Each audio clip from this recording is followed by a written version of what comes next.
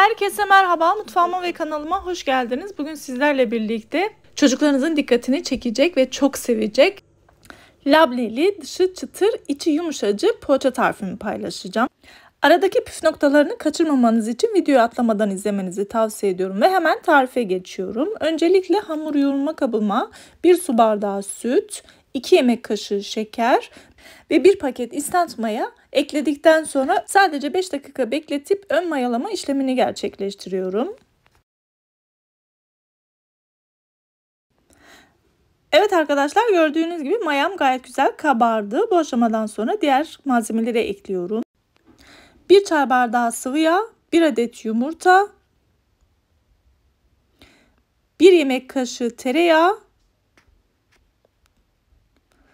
2 yemek kaşığı labne peyniri yani frişkezi ekledikten sonra tuzunu da ilave ediyorum ve homojen bir şekilde bütün malzemeleri karıştırıyorum. Tereyağının oda sıcaklığında olması gerekiyor. Burası çok önemli. Evet, tüm sıvı malzemeleri ekleyip karıştırdıktan sonra şimdi ununu ilave ediyorum. İlk etapta 4 su bardağı unu ekleyip 5. su bardağını kontrollü bir şekilde ekliyorum. Malzeme listesini açıklama kısmına yazacağım arkadaşlar. Oradan ulaşabilirsiniz. Bir de lütfen unu kontrollü bir şekilde ekleyin. Çünkü unun miktarı kalitesine göre değişkenlik gösterebiliyor. Evet, hamurum ağırlaştı. Bu aşamadan sonra masamın üzerine alıyorum ve 5. su bardağımı kontrollü bir şekilde ekleyerek yoğurmaya devam ediyorum. Bu arada bir hatırlatma yapmak istiyorum arkadaşlar. Eğer videomu beğenirseniz beğenmeyi ve bir sonraki videolarımdan haberdar olmak için bildirimleri açıp kanalıma ücretsiz abone olursanız çok mutlu olurum. Yorum yapmayı da unutmayın inşallah. Bir de beni diğer sosyal medya hesaplarımdan da takip etmek isterseniz eğer Rahma Baylan olarak aramanız ya da aşağıya linkini bırakacağım. Oradan ulaşabilirsiniz. Evet, hamurumu toparladıktan sonra üzerini kapatıyorum ve sadece ortalığı toparlayana kadar hamurumun salmasını bekliyorum. Gördüğünüz gibi hamurum gayet güzel saldı. Bu aşamadan sonra masadaki unumu yedireceğim ve 5. su bardağında geriye kalan bu kadardı. Bu şekilde içe katlaya katlaya tekrar hamurumu yoğuruyorum ve tekrar hamur yoğurma kabına alıp üzerini kapatıyorum. Kıvamının bu şekilde olması gerekiyor. Yaklaşık 35-40 dakika mayalanmaya bırakıyorum. Evet, hamurumuz mayalanırken biz şimdi dış kaplamasını hazırlıyoruz. Bunun için bu şekilde üçgen cipslerimi rondoya alacağım ve un haline getireceğim.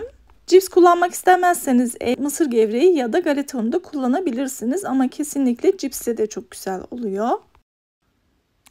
Evet, gördüğünüz gibi hamurum gayet güzel mayalandı. Bu şekilde kabardı ve içi fosur fosur. Şimdi tekrar masamın üzerine alıyorum ve içindeki gazın çıkması için bu şekilde yoğurarak uzun rulo yapıyorum.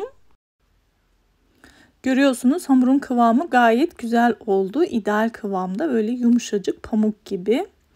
Evet, bu aşamadan sonra hamur kesme aletiyle böyle ikiye bölüyorum. Daha sonra ikişer parmak kalınlığında parçalara ayırıyorum.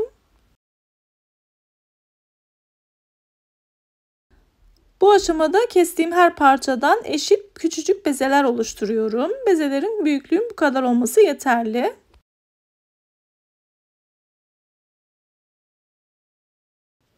Evet arkadaşlar, gördüğünüz gibi bezelerimi oluşturdum. Toplamda tam 25 adet beze çıktı. Şimdi bezemi alıyorum. Sadece ortasını bu şekilde inceltiyorum. Burası çok önemli. Daha sonra küp küp doğramış olduğum kaşar peynirini içine koyup kapatıyorum güzelce. İç olarak dilediğiniz malzemeyi ekleyebilirsiniz. Sucuk, sosis, kaşar peyniri ya da beyaz peynir de gayet güzel yakışıyor. Hatta patatesli de enfes oluyor. Evet, gördüğünüz gibi poğaçamı sıkıca kapattıktan sonra süte batırıyorum ve hazırlamış olduğum kaplamaya buluyorum.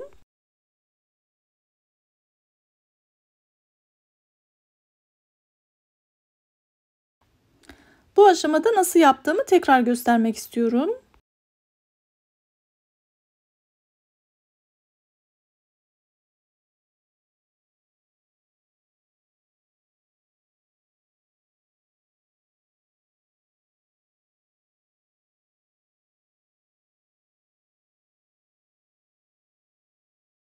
Evet, poğaçalarımdan ilk sıramı yaptım. Daha sonra fırın kağıdı sermiş olduğum tepsime yerleştirdim ve diğer poğaçalarımı yapmaya geçiyorum.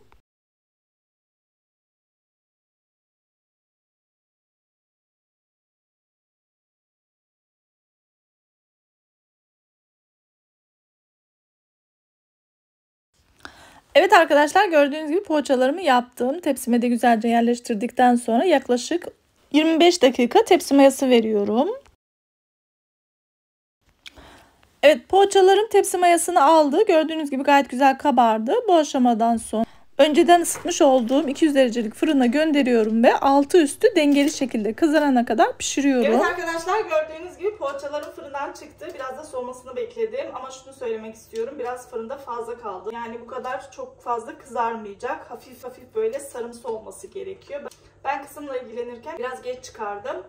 O yüzden sizin biraz daha erken çıkarmanızı tavsiye ediyorum ama yine de puf puf oldular. Emin olabilirsiniz diyorum. Hemen şimdi size göstermek istiyorum. Of of of. Şuraya bakın. Yumuşacık, pamuk gibi oldu. Gerçekten çok güzel oldu. Şöyle.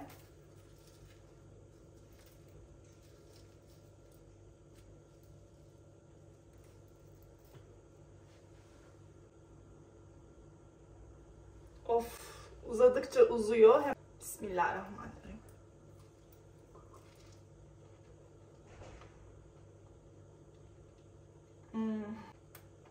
Çok güzel. Wow. Muhteşem olmuş tadı.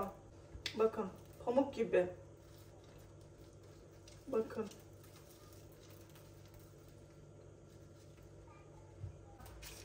Hem görüntüsü çok güzel. Böyle cezbedici bir poğaça. Hem de içinin, bakar mısınız? Dokusuna bakın. Şuraya bakın. Yani puf puf. Şuraya bakın. Gözeneklere bakar mısınız? Asla hamur değil. Böyle. Bakın tel tel ayrılıyor. Tel tel. Bakın. Yani içinin gözeneklerine bakın. O kadar güzel oldu ki böyle pamuk gibi. Çok güzel. Şiddetle, özellikle çocuklarınızın beslenme çantalarına, çocuklarının böyle keyifle yiyebileceği lezzetli, aynı zamanda sağlıklı poğaça tarifi. Şiddetle tavsiye ediyorum. Mutlaka yapın ve sevdiklerinizle paylaşın diyorum. Evet arkadaşlar, bugün de sizinle birlikte gördüğünüz bu çıtır, dışı çıtır, içi yumuşacık ve özellikle çocuklarınızın beslenme çantalarına koyabileceğiniz muhteşem bir poğaça tarifi paylaştım. Gerçekten çok lezzetli ve kesinlikle yapılmaya değer bir poğaça diyorum. Mutlaka yapın ve sevdiklerinizle paylaşın. Yorum yapmayı da unutmayın. Bir sonraki yeni ve farklı tariflerimde görüşmek üzere. Allah'a emanet olun. Hoşça kalın.